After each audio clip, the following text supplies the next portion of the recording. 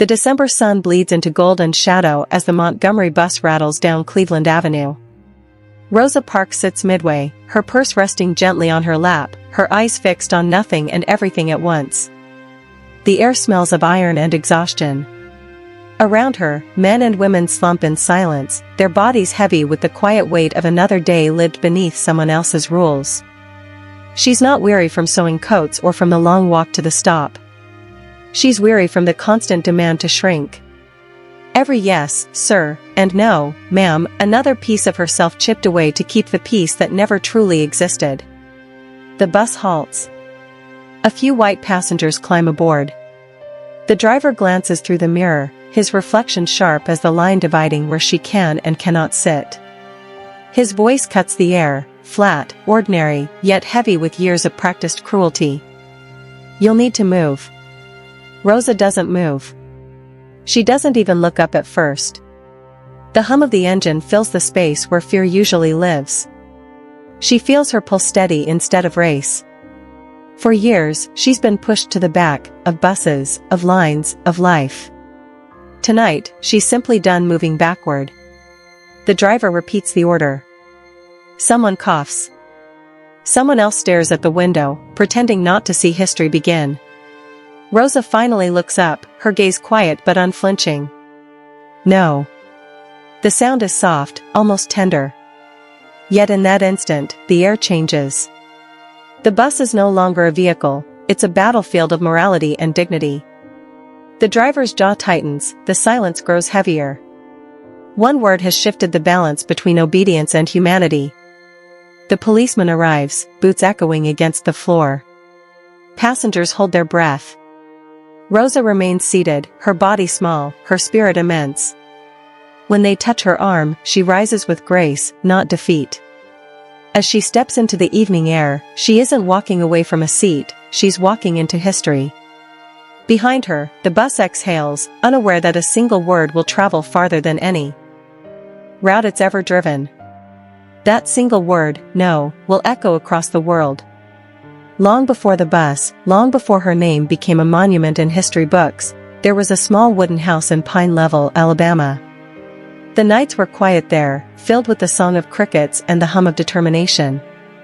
A young girl named Rosa sat beneath a flickering oil lamp, her small hands guiding a needle through worn fabric. Each stitch was a lesson in patience, each breath a whisper of faith passed down through generations that refused to bow. Her mother, Leona, watched closely, a woman of quiet fire and unyielding grace.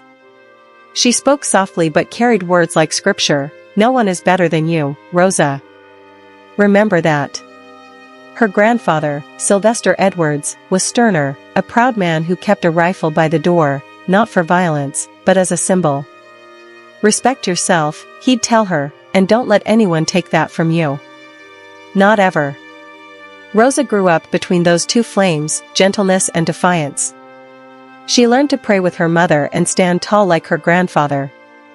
The world outside their porch was split by invisible lines, white and colored, privilege and survival. But inside, she was taught a different map, the geography of dignity. Each morning, Rosa would walk miles to the little school for black children, her shoes sinking into red clay roads. Along the way, she'd watch buses full of white children speed by, leaving behind a swirl of dust and something heavier, the reminder of what she wasn't allowed to be. Still, she walked. Every step became a quiet promise that someday she would claim her own seat in this world. At night, she'd read by lamplight, tracing words about freedom and faith. Her mind reached beyond Pine Level, beyond Alabama. She imagined a life where fairness wasn't a favor but a right. Yet, even in her dreams, she never saw herself as a fighter. She was simply a girl who believed that wrong things should not stay wrong forever. As she grew, the lesson deepened. She watched her mother work, sewing garments for people who would never look her in the eye. She heard the laughter of white children echo across fields where her own kin labored. And each time the world tried to tell her she was lesser, something inside her grew quieter, not weaker, quieter. Like the gathering of a storm that refuses to announce itself. Years later, when she worked as a seamstress in Montgomery, that same calm strength lived in her hands. Her coworkers knew her as gentle, reserved, polite. But beneath the surface, Rosa carried generations of weariness and hope. The kind of hope that doesn't shout. It waits. It watches. It chooses its moment. Rosa's power wasn't in speeches or rallies, it was in her stillness. The same stillness that learned to endure when others had the luxury to escape. It was in her ability to hold both love and disappointment in the same breath, to keep believing in a nation that rarely believed in her. That quiet strength would soon meet a world that mistook silence for submission. But Rosa knew better. She'd spent her whole life preparing for a single word, one that would shake the ground beneath history's feet. But the world around her had no room for her quiet strength, not yet. Montgomery, Alabama, a city divided not just by streets, but by invisible chains. Every sign, every door, every rule whispered the same cruel command: know your place. The year was 1955, and for black citizens like Rosa Parks, place was not just physical, it was psychological, a slow suffocation dressed up as law. There were benches marked whites only. Water fountains labeled colored. Schools split by skin, paychecks split by prejudice. Even in churches, where voices rose to heaven, segregation lived in the pews. The system had made injustice feel ordinary, and that was its darkest trick. For Rosa, each day began with patience and ended with quiet defiance. She'd step onto buses knowing humiliation waited somewhere between the first stop and the last. Some days, the driver would slam the door before she could climb aboard. Other days, she'd pay her fare at the front, then be forced to step off and re-enter through the back, and the bus would drive away before she even reached it. The sting of exhaust on her face, the sound of laughter behind her, it was the rhythm of inequality, cruel and rehearsed. At department stores, white clerks would serve every other customer before her. In restaurants, she'd be told the tables were full when half the seats were empty. And yet, Rosa never shouted, never begged. She endured, not because she accepted it, but because she was saving something. Saving her voice for a moment that mattered. She wasn't alone. Across Montgomery, other black men and women carried the same daily wounds. There was Claudette Colden, a 15-year-old girl who had refused to give up her seat months before Rosa dragged off the bus while people watched in silence. There was E.D. Nixon, who organized meetings late into the night, dreaming of change in a town that punished dreamers. There were maids, teachers, and preachers who bit their tongues to keep food on the table, who prayed that their children might grow up in a world that didn't measure worth by skin. But the South was built on fear, and fear policed every inch of life.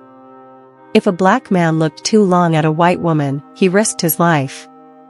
If a black woman spoke too firmly to a white employer, she risked her job. The law itself was a trap, shaped to protect injustice. Police could arrest, fine, or beat without reason. Judges could convict without evidence. And the world outside pretended not to notice. Rosa once said she was tired of giving in, but that fatigue didn't arrive in a single day. It built slowly, like dust on a windowsill, until the light could no longer shine through. Each insult, each forced apology, each denied seat, they piled up in her spirit until dignity demanded an answer. Still, she carried herself with grace. She smiled when others expected defeat. She kept her back straight even when the world tried to bend it. Faith became her quiet rebellion. Every Sunday, she'd sit in church beside her husband, Raymond, listening to sermons about freedom, about Moses, and deliverance. The pastor's voice would rise, "Let my people go." Rosa would close her eyes and imagine it, a world without signs, without lines, without fear. Outside the church, however, reality remained unchanged. Lynching still haunted small towns. Black veterans returning from war were beaten for wearing their uniforms. And in Montgomery, the buses, those rolling symbols of subjugation, continued to separate human beings as if equality were a contagious disease. The cruelty wasn't just physical, it was designed to break the mind. Segregation taught children to hate themselves before they learned their worth. It taught mothers to swallow pride for safety. It taught fathers to bow their heads so their sons might live to stand someday. And yet, under that crushing weight, a quiet revolution was forming, not of weapons, but of willpower. Rosa's heart carried it. She saw injustice not as a wall, but as proof that freedom was possible, because if something was built by man, it could be unbuilt by courage. Each bus ride, each insult, each silent prayer, they weren't just moments of pain. They were sparks, waiting for air. And that air was coming. Somewhere between despair and hope, a decision was growing, fragile but fierce. Rosa didn't know it yet, but every humiliation she had endured was teaching her how to say one word that would awaken a sleeping nation. Every humiliation planted a seed, and soon, it would bloom into defiance. Evening settles over Montgomery like a heavy sigh. The air is cool but restless, carrying the hum of streetcars, the chatter of men heading home, the faint buzz of electric signs lighting the corners of downtown. Inside the Cleveland Avenue bus, Rosa Parks sits. Near the middle, her purse tucked neatly in her lap, her coat buttoned high against the chill. The seats around her creak with the weight of tired bodies, the smell of sweat and iron, the unspoken knowledge that peace is fragile here, and always conditional. The bus jerks to a stop. A few white passengers climb aboard, laughter trailing behind them. The driver glances into the mirror, his face hardened by years of power that never had to explain itself. His voice carries through the aisle, a voice Rosa has heard too many times before. "You all better make it easy on yourselves and move." The other black passengers hesitate. One man sighs and slides from his seat. Another stands slowly, his eyes fixed on the floor. Rosa doesn't move. She isn't frozen by fear, she's anchored by something deeper. The noise of the bus fades into a low, distant hum. Her heartbeat steadies, not quickens. She knows this man, James Blake. Years ago, he'd humiliated her, forcing her to get off his bus and re-enter through the back, only to drive away before she could climb in. She had promised herself she would never ride one of his buses again. Yet here she is. Fate, it seems, has a sharp sense of irony. "Move," Blake repeats. Rosa raises her eyes. There's no fire in them, no fury, only clarity. She feels the years pressing down on her shoulders, the long walks, the whispered insults, the empty promises of equality. Something inside her shifts, quiet and resolute.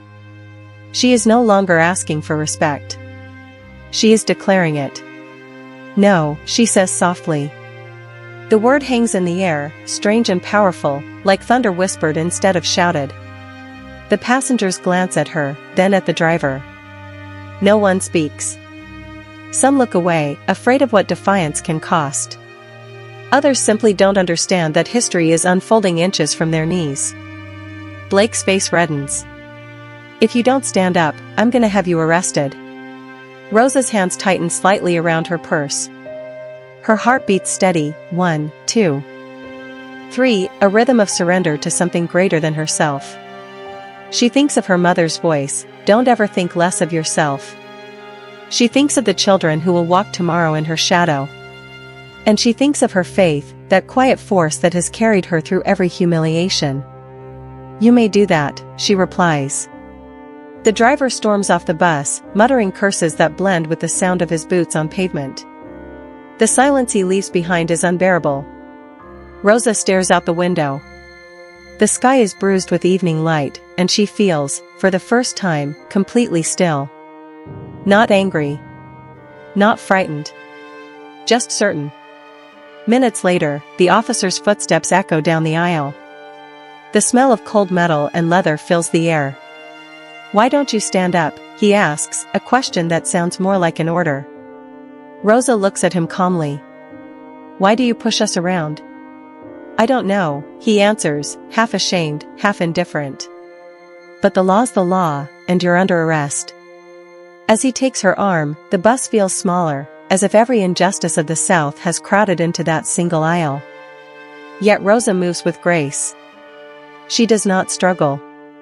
She does not cry. Her hands are steady now, her gaze fixed on a horizon no one else can see. Outside, the evening air bites at her skin. A few people stop and stare as the officers guide her toward the waiting car. Some whisper, some turn away. Rosa barely notices.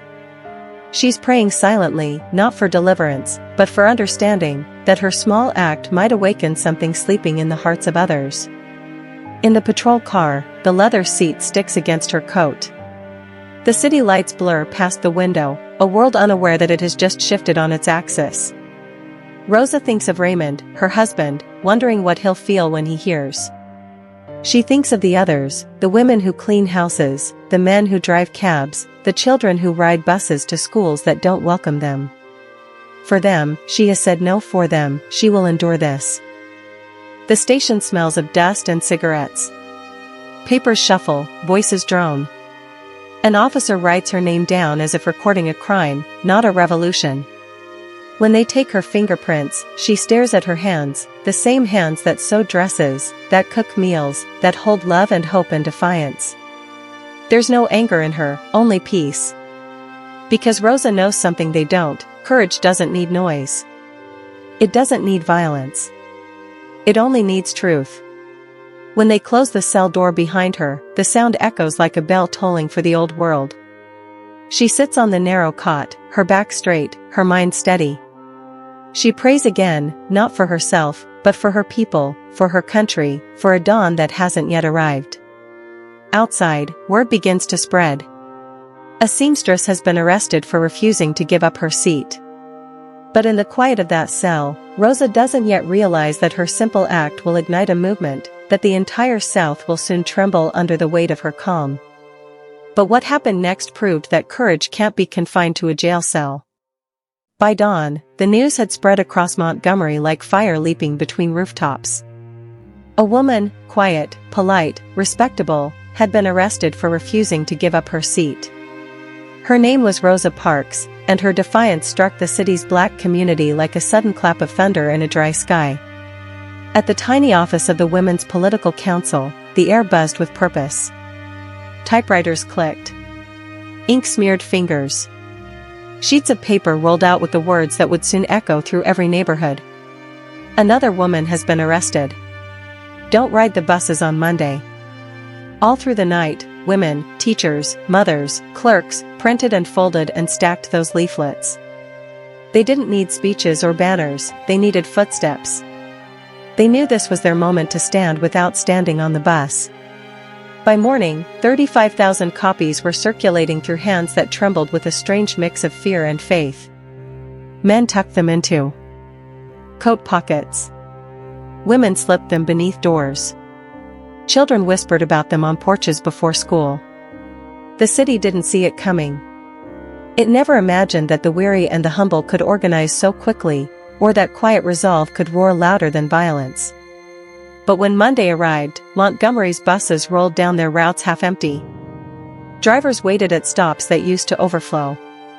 The hum of the city changed. Something invisible had shifted. 40,000 black men and women stayed off those buses. They walked miles to work in the winter air. Shoes wore thin. Feet blistered. But spirits soared. Along sidewalks and dusty roads, lines of people marched with heads held high, as if reclaiming a dignity long overdue. In churches and living rooms, strategy meetings formed. One man's voice began to rise above the rest, a young pastor named Martin Luther King Jr., newly arrived in town, soft-spoken yet commanding.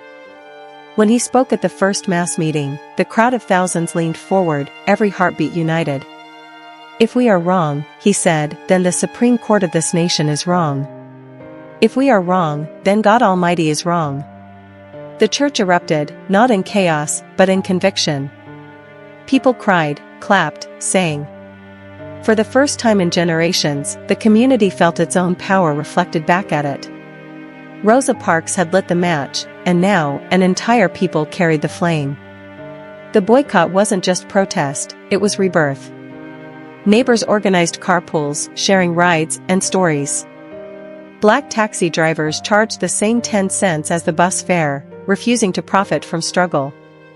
Mechanics fixed cars for free. Store owners offered shoes at cost. Each act of kindness became an act of rebellion. But for every victory, there was a shadow. The city government raged.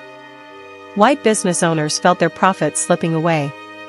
Drivers cursed empty aisles. Police cruisers followed walkers like predators, their sirens quiet but their message loud, "Remember your place." Still, they kept walking.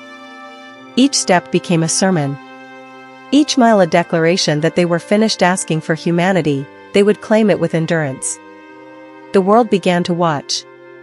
Newspapers across the country printed her name.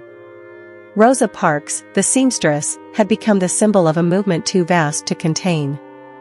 At night, Rosa sat in her small living room, surrounded by phone calls and letters. Strangers sent prayers. Others sent threats. But through it all, she remained calm, her voice steady when she spoke to reporters. "I just didn't want to be pushed around anymore." Her words weren't dramatic. They were ordinary, and that's what made them unstoppable. Ordinary people were finally realizing the extraordinary power of simply saying no. In the streets of Montgomery, the buses rolled on half empty, their drivers scowling, their engines growling against the changing tide. But for the people walking beneath the southern sun, each blister was proof that freedom could be earned step by step. The spark had become a fire. And fires, once lit, don't go out easily. But standing together came with a price: threats, violence, and fear. The boycott stretched into winter, then spring, then summer again, 381 days of worn shoes and unbroken spirits. What began as a one-day protest had become a way of life, a quiet revolution played out in every dusty street of Montgomery. The buses rumbled on, nearly empty, their drivers muttering under their breath, their engines echoing frustration. But the sidewalks, those belonged to the people now. Each morning, long before sunrise, the sound of footsteps filled the air. Men in work coats, women balancing lunch pails, children rubbing sleep from their eyes, they all walked. The rhythm of their steps became the heartbeat of resistance. Some walked 5 miles to clean houses they could never afford to live in. Some walked 10 to teach in schools that received broken supplies and second-hand books. Old women carried groceries in both hands, refusing offers to ride from white drivers who sneered. Rain came, and still they walked. Alabama rain is heavy, the kind that clings to skin and memory. Umbrellas were a luxury few could spare, but heads were held high beneath that downpour. On Sundays, the streets glistened, and the faithful still walked to church, their wet shoes squeaking against the worn wooden pews. The sermons grew louder. The hymns carried further. For Rosa, the days blurred together, letters, interviews, court dates, meetings, and endless worry. She had been dismissed from her job at the department store. The manager said it wasn't political, just business, but everyone knew the truth. Raymond, her husband, lost his position too. Friends began to whisper that the Parks family was cursed with attention. But Rosa stayed calm, her faith a shield against despair. When people visited her home, they expected speeches. Instead, they found tea on the table, a Bible open by the window, and a woman who refused to be defined by fear. "We are not wrong," she'd tell them quietly. "We're just tired of waiting." Her words soothed those who came to her door seeking courage. She didn't lead marches or chant slogans, she led by being unmovable. Meanwhile, the white establishment fought back. Lawsuits piled up. Ministers were arrested. Homes were bombed, including Dr. King's, one late January night when his wife and baby were inside. But even that didn't stop the movement. The next morning, people gathered in front of his house, their faces grim but steady. He told them not to retaliate, his voice trembling but sure, "Love is the only weapon we need." They believed him. They had to. Because hate was everywhere. Police cars tailed walkers through the streets, slowing down just enough to splash mud over clean clothes. Drivers hurled insults and stones. Some men carried sticks for protection, but never used them. Their fight was not of fists but of faith. The carpools became lifelines. Hundreds of cars, old Chevrolets, rickety Fords, anything that could run, were organized into a system of hope. Volunteers drove strangers to work and home again, their tires wearing thin from miles of service. Ministers mapped routes on church bulletin boards. Mechanics fixed flat tires for free. It was a city reborn in unity. And yet, unity came with exhaustion. Bodies ached. Shoes split open. Feet bled. The walk to freedom was long and unforgiving. But every blister was a badge of purpose. Every tired smile was a promise that they would not go back. Rosa felt that weight daily. There were nights she'd kneel in prayer and feel the walls closing in, the uncertainty of what the next day might bring. But then she'd think of the mothers walking with their children in the dark, of the men singing freedom songs as they marched to work, and strength would return like morning light. The boycott changed more than habits, it reshaped hearts. Neighbors who once nodded politely began sharing bread, shoes, and laughter. Strangers became brothers and sisters in struggle. The word community took on a new meaning. It meant we will walk together, no matter how far. As months passed, reporters from across the country arrived to capture this quiet defiance. Photographs of tired feet and determined faces began appearing in newspapers far from Alabama. The world was watching, and for the first time, the myth of Southern harmony was cracking under the weight of truth. Rosa remained its center, silent, steady, unyielding. She didn't bask in the attention, she bore it. Every time she saw someone walking in the distance, she whispered a prayer for their safety. Every time a neighbor thanked her, she deflected it, "We're all doing this together." Her humility was her armor. Behind closed doors, white leaders scrambled to regain control. They harassed drivers who joined carpools. Insurance companies canceled policies. Police ticketed volunteers for imaginary violations, anything to break the momentum. But each act of suppression only fueled the cause. The people of Montgomery had discovered something they couldn't unlearn: collective dignity. One evening, Rosa attended a prayer meeting where a woman in her 70s stood up to speak. Her voice cracked, but her words glowed with conviction. "My feet are tired," she said, "but my soul is rested." The crowd rose in thunderous applause. Rosa smiled, tears in her eyes. That was the spirit of it all, faith that outlasted fatigue. Day after day, they walked. Past jeering drivers, past police cars, past the stares of those who said it would never work. They walked through the heat and through the doubt. And in walking, they rewrote what it meant to move forward. By the 300th day, even those who once mocked began to see the truth. The buses were bleeding money. The city's pride was cracking. Judges were listening. The movement had outlasted mockery, intimidation, and despair. Rosa watched it unfold from her modest living room. News came one morning: a federal court had declared segregation on Montgomery buses unconstitutional.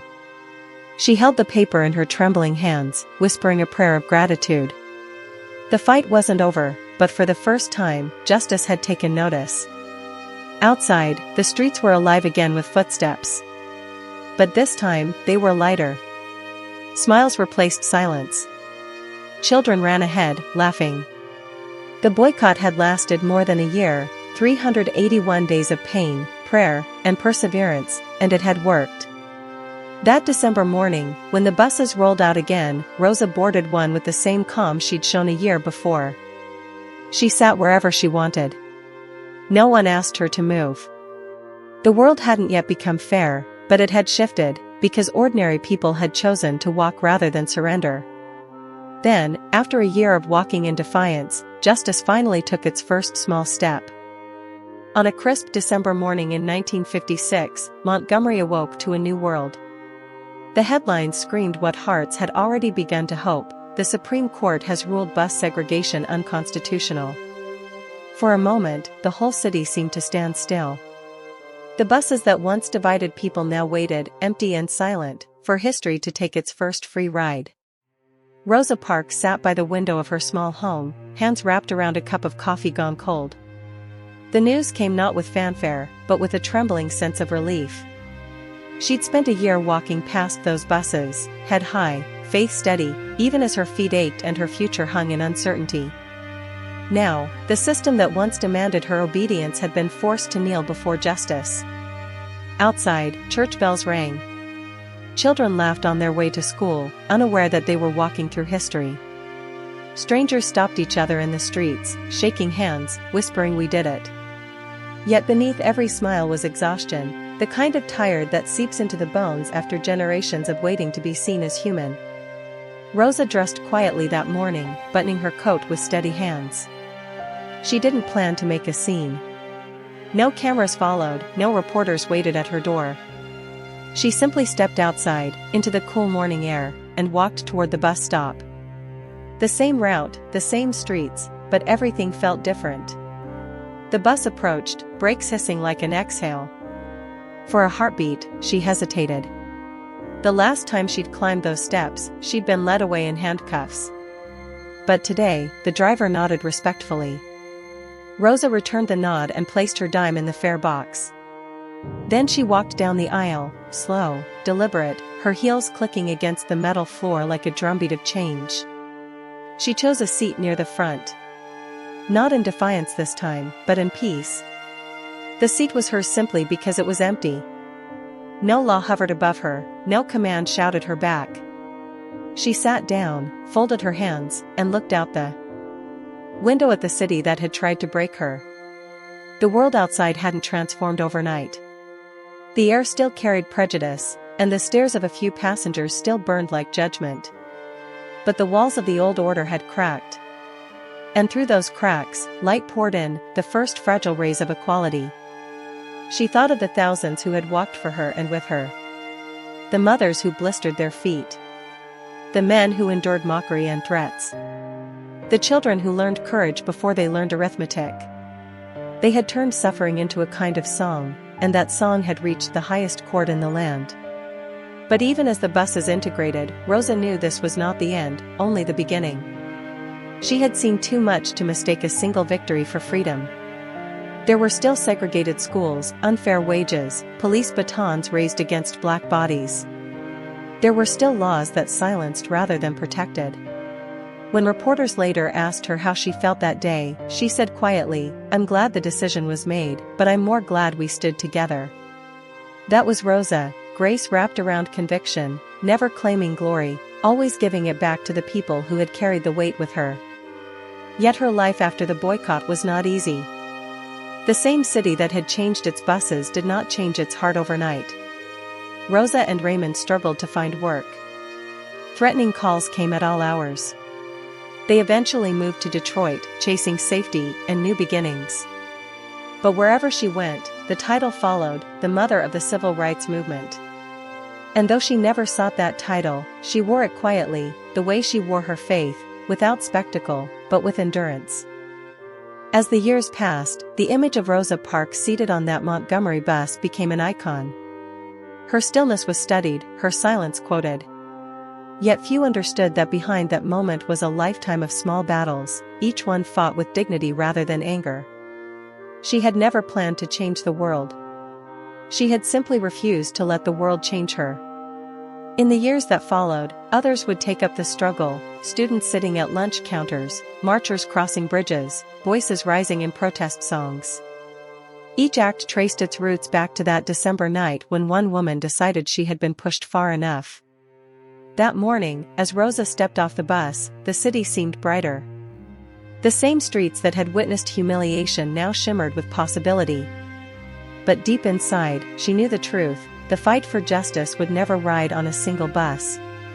It would walk through generations, demanding courage again and again. The movement had begun. The door had opened. Freedom had found its first breath. But freedom had begun to breathe, and it still gasped for air.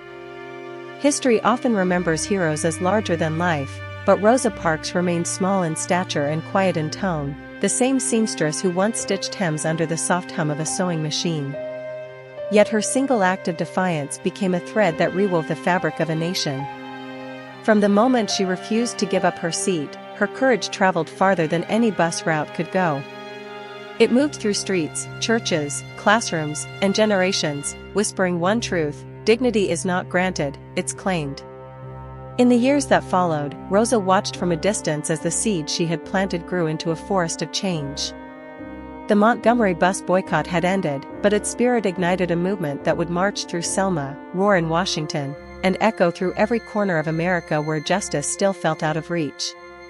Young people took to the streets, holding signs that carried the weight of her quiet. No women saw in her a mirror of their own silenced strength, realizing that courage doesn't always come with a microphone, sometimes it sits still and refuses to move. Television screens filled with images of protesters locking arms, facing hoses, and dogs with heads held high. In each brave face was a reflection of Rosa's calm. Every sit-in, every march, every call for equality carried a piece of her spirit.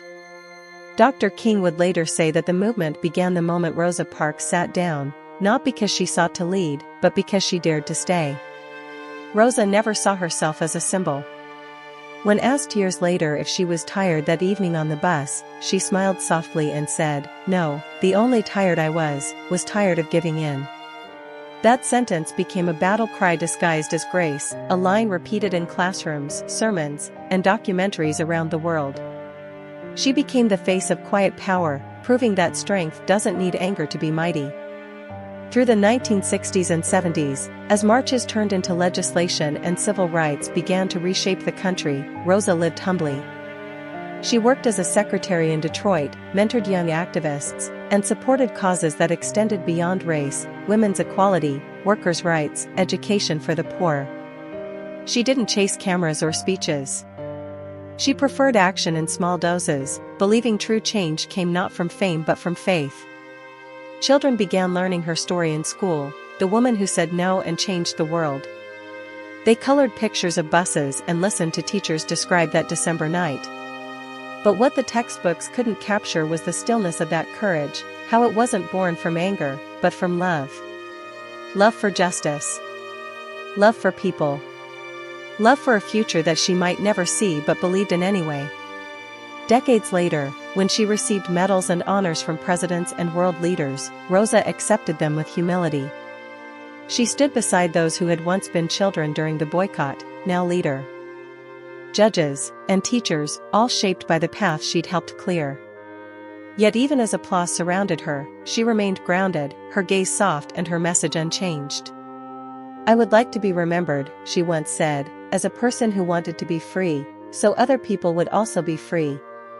Her story crossed oceans, inspiring freedom fighters from South Africa to India. Artists painted her, musicians sang about her, and activists invoked her name as they fought new battles, for gender equality, for immigrant rights, for every voice pushed aside by power.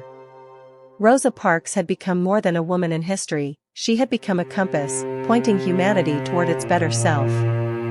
And as she grew older, her movement slowed but her spirit didn't.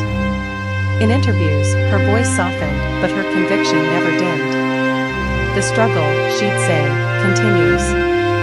Because for Rosa, justice was never a destination, it was a journey that each generation must walk in its own time, with its own courage. From buses to boardrooms, her echo remains. Every person who refuses to stay silent in the face of wrongness carries a piece of Rosa Parks with them, not the myth, but the woman. The woman who sat down so that others could stand tall. And even as she aged, her message remained simple: never sit down when it's time to stand up. In her later years, Rosa Parks often sat by the window of her modest Detroit apartment, sunlight spilling over the lace curtains like a quiet blessing. Outside, the world she had helped shape moved on. Buses glided past filled with children of every color, their laughter rising above the noise of traffic. They didn't know her personally, yet they lived in the freedom she had helped win. That was enough for her. Sometimes she would smile, remembering that long, ordinary evening in Montgomery, the hum of the engine, the glare of the driver, the steady rhythm of her own heartbeat. She had not set out to change history that night, she had only wanted to keep her dignity.